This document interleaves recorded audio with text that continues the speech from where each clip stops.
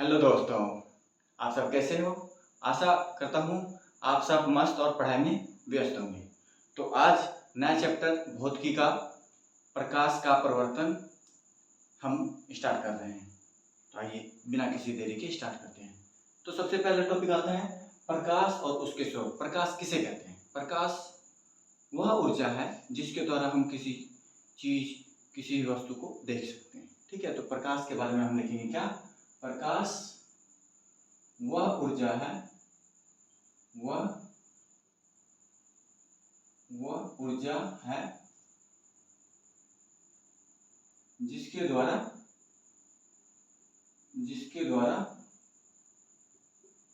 हम किसी चीज को देख सकते हैं।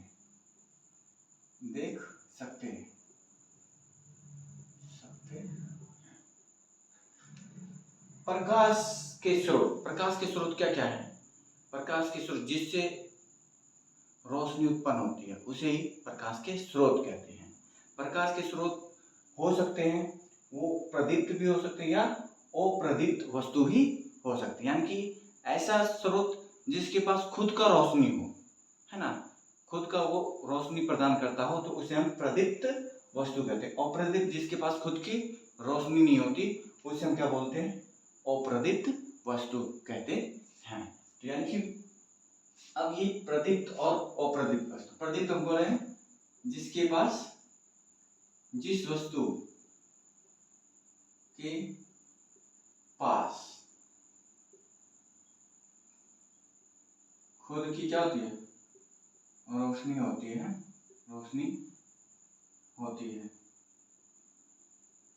उसे हम क्या बोलते हैं? प्रदीप्त वस्तु बोलते हैं। और अप्रदीप्त वस्तु जिसके पास खुद की रोशनी नहीं होती, जिस वस्तु के पास खुद की रोशनी नहीं होती, तो प्रदीप्त वस्तु में क्या आ जाएगा भाई? सूर्य की रोशनी हो जाएगी। क्या जाएगी? सूर्य की रोशनी। और क्या आ जाएगा? जलता हुआ बल्ब हो जाएगा, है ना। ये सब किसका उदाहरण है? प्रदीप्त का। अप्रदीप्त का क्या हो जाएगा? टेबल हो जाएगा, है ना, कॉपी हो जाएगा, कलम हो जाएगा। इनके पास खुद का रोशनी नहीं होता। ठीक है। और जलती हुई मोमबत्ती, जलती हुई बल्ब, सूर्य की रोशनी, इन सब के पास खुद का रोशनी होता है। चंद्रमा यहाँ पे लिख देते हैं, चंद्रमा, है ना। तो ये अप्रदीप्त वस्तुएं हैं। और चंद्रमा का क्या है? चंद्रमा में सूर्य का प्रकाश पड़ता है और वही प्रकाश पृथ्वी की ओर आती है, तो हमें लगता है कि चांद की खुद की रोशनी है। ठीक है, तो ये चंद्रमा क्या है? अप्रदीप्त वस्तु है। तो हम किसी चीज को कब देख सकते हैं?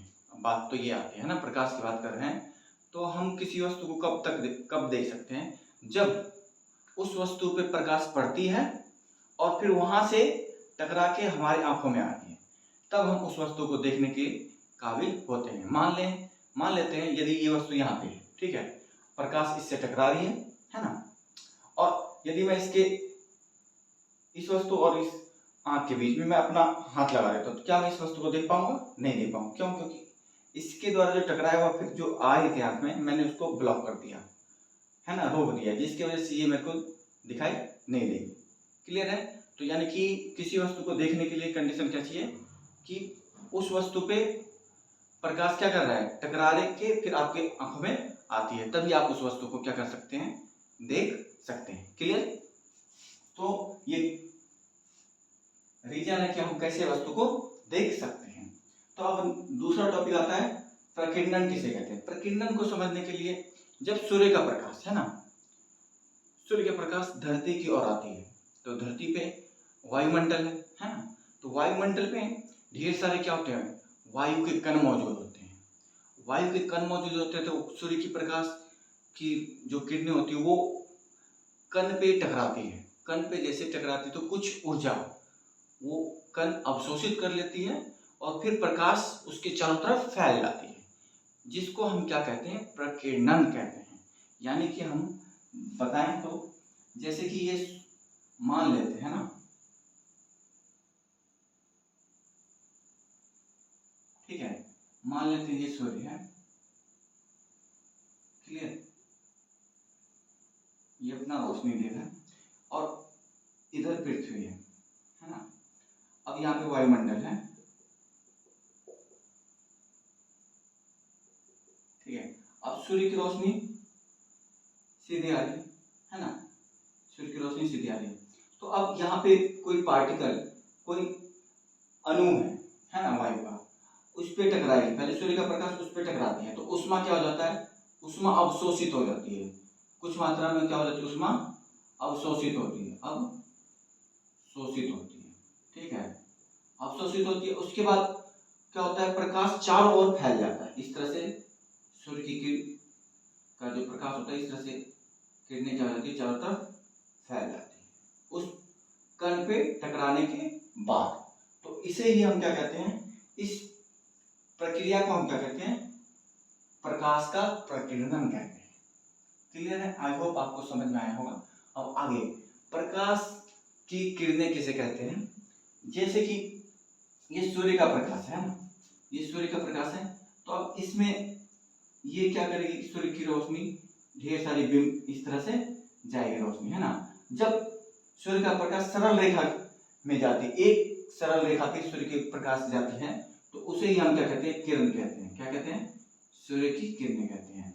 जैसे कि ये सरल रेखा में इस तरह से जा रही है तो ये किरण होगी, ये सीधी जा रही है ना, तो इसको हम क्या कह देंगे, किरण कहते हैं, सूर्य की किरण। यानी कि जब सरल रेखा पर, है ना, सूर्य की प्रकाश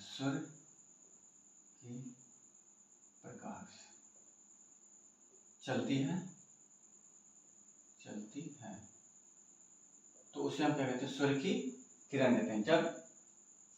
जब किसी एक, यहाँ पे किसी एक है ना, किसी एक सरल रेखा पर, जब किसी एक सरल रेखा पर सूर्य की प्रकाश चलेगी तो उसे हम क्या कहेंगे, किरण कहते हैं, ठीक है। ये समझ में आ गया होगा। अब नेक्स्ट आता है किरण पुंज किसे कहते हैं। किरण पुंज यानी कि सूर्य का प्रकाश जब ढेर सारे किरणों को इकट्ठा समूह में जब वो चले तो उसको हम क्या कहते हैं, किरण पुंज कहते हैं। यानी कि ढेर सारी किरणें आपस में जब इकट्ठे होकर जब वो किसी आगे की ओर बढ़ते हैं तो उसे ही हम क्या कहते हैं, किरण पुंज कहते हैं।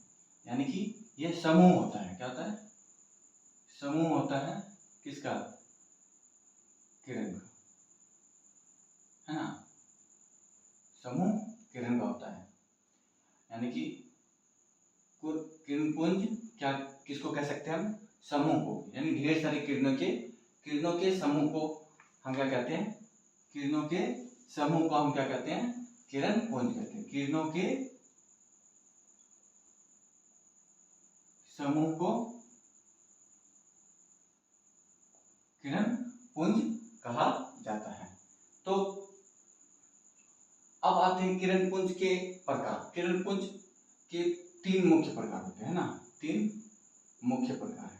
किरण पुंज के कितने प्रकार हैं, तीन मुख्य प्रकार, ठीक है। एक होता है अभिसारी किरण पुंज, एक होता है समांतर किरण पुंज और एक होता है अभिसारी किरण पुंज। ये इसमें अभिसारी में क्या होता है, अभिसारी में एक बिंदु से, है ना, एक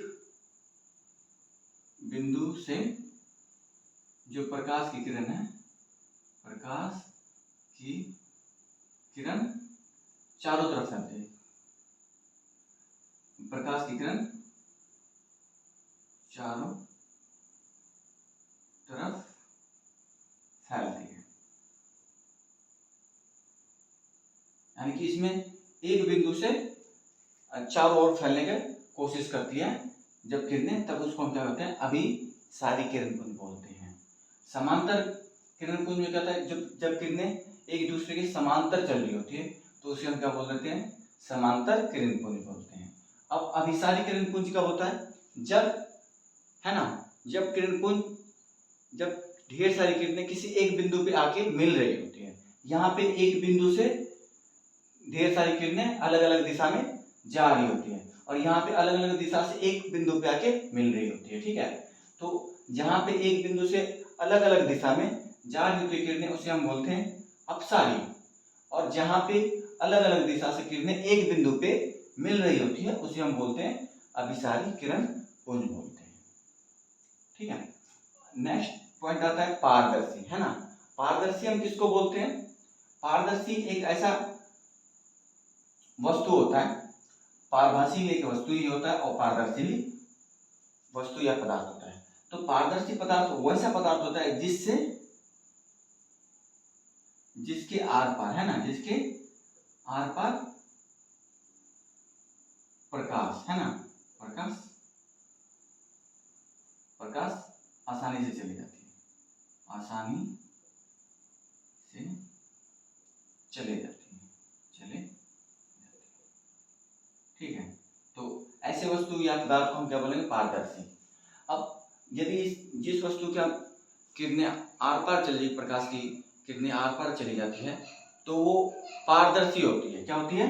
पारदर्शी, और इसी के कारण से हम उसके आर पार देख सकते हैं। अब आता है पारभासी। पारभासी में क्या होता है?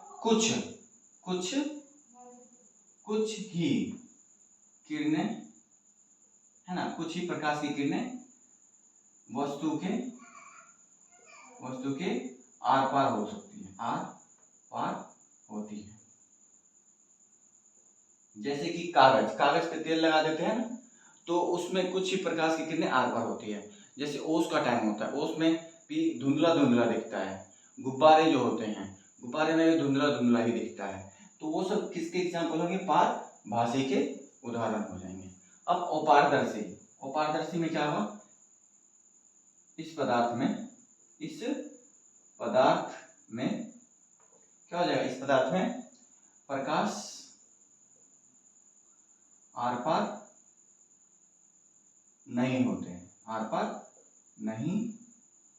होते हैं, तो इसी ऐसे पदार्थ को क्या बोलेंगे? अपारदर्शी में जैसे चौक हो गया, डस्टर हो गया, ब्लैक बोर्ड हो गया, चेयर डस्टर, ये सब किसका उदाहरण हो जाएगा? अपारदर्शी का हो जाएगा। तो आज हमने चैप्टर स्टार्ट किया प्रकाश का परावर्तन। तो उसमें हमने आज क्या पढ़ा? सबसे पहले हमने प्रकाश को जाना। क्या होता है? प्रकाश वह ऊर्जा होती है जिसके द्वारा हम किसी वस्तु को आसानी से देख सकते हैं। तो प्रकाश के स्रोत पढ़ा हमने। एक होता है प्रदीप्त होता है और एक अप्रदीप्त वस्तु होती है। यानी कि प्रदीप्त वस्तु ऐसी वस्तु होती है जिसके पास खुद की रोशनी होती है, और अप्रदीप्त वस्तु उसे बोलते हैं जिसके पास खुद की रोशनी नहीं होती है। तो उसके बाद प्रकीर्णन पढ़ा हमने। प्रकीर्णन क्या होता है? जब सूर्य की रोशनी, है ना, जब रोशनी किरणें जो होती है किसी पार्टिकल यानी कि कण पे टकराती है, एयर के, वायु के कण पे टकराती है, तो कुछ उष्मा वो अवशोषित कर लेती है और फिर प्रकाश को, जो भी किरण है, प्रकाश की किरणें, उसको चारों दिशा में फैला देती है। तो इसी को हम क्या कहते हैं? प्रकीर्णन कहते हैं। प्रकाश का प्रकीर्णन कहते हैं। उसके बाद प्रकाश की किरणें किसको कहते हैं? जब, है ना, जब प्रकाश सरल रेखा में चलती है, जब प्रकाश किसी एक सरल रेखा में चलती है तो उसको हम क्या बोलते हैं? प्रकाश की किरणें कहते हैं। प्रकाश का किरण पुंज क्या होता है? जब ढेर सारा किरणें इकट्ठा एक दिशा में चल रही होती है तो उसे हम क्या बोल देते हैं? प्रकाश का किरण पुंज। अब ये तीन तरह का हो सकता है। ये अभिसारी किरण पुंज हो सकता है, या तो समांतर हो सकता है, या तो अभिसारी हो सकता है। अभिसारी किरण पुंज में क्या होता है? एक बिंदु से किरणें उत्पन्न होकर अलग अलग दिशा में फैलना प्रारंभ कर देती है। तो ऐसे कंडीशन में हम किरण पुंज को क्या बोलेंगे? अपसारी किरण पुंज बोलेंगे। समांतर किरण पुंज किसको बोलेंगे? जब किरणें एक दूसरे के समांतर चल रही हो तो उसे हम समांतर किरण पुंज बोलेंगे। जैसे टॉर्च होता है ना, टॉर्च, तो वो उसकी रोशनी समांतर ही चल रही होती है। अभिसारी में क्या होता है? अलग अलग दिशा से किरणें एक बिंदु पे आके मिल रही होती है, तो उस स्थिति में हम उस किरण पुंज को क्या बोलेंगे? अभिसारी किरण पुंज बोलेंगे।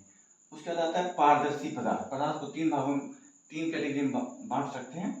पारदर्शी, पारभासी, अपारदर्शी। तो पारदर्शी क्या होता है? जिसके आर पार प्रकाश की किरणें आसानी से जा सकती है, उसे हम क्या बोलते हैं? पारदर्शी पदार्थ बोलते हैं। पारभासी, कुछ ही मात्रा में जो लाइट रोशनी है वो आर पार हो सकती है, तो उसे हम क्या बोलते हैं? पारभासी। रोस्टेड ग्लास जो होता है उसमें कुछ ही मात्रा में लाइट आर पार हो सकती है, जिसकी वजह से हम धुंधला धुंधला दिखाई देता है।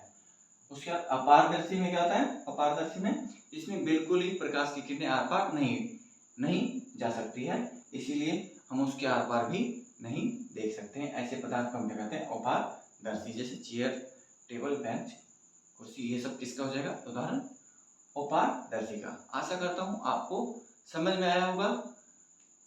तो आप इस चैनल को ज़्यादा से ज़्यादा शेयर करें, लर्निंग बायो पॉइंट, और कमेंट भी करें यदि आपको कुछ समझ में नहीं आता है, और लाइक भी करें। Thanks, have a nice day.